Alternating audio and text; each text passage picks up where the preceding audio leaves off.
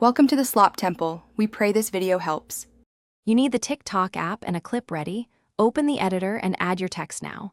Tap text, pick a font and color so it contrasts with your footage. This makes words readable at a glance. Once placed, drag the text where you want it to pop up, close to subject or empty space, because position influences attention. Make sure text size isn't too big. Viewers should see the scene and the words together, not one covering the other. Now focus on timing.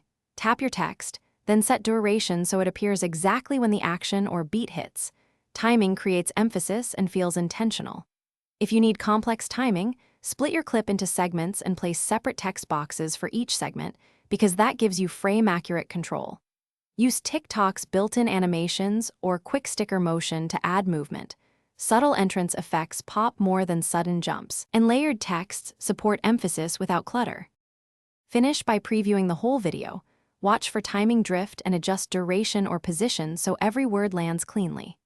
Once satisfied, add captions and hashtags, then post at 1080p for crisp text rendering on phones. This prevents fuzzy words.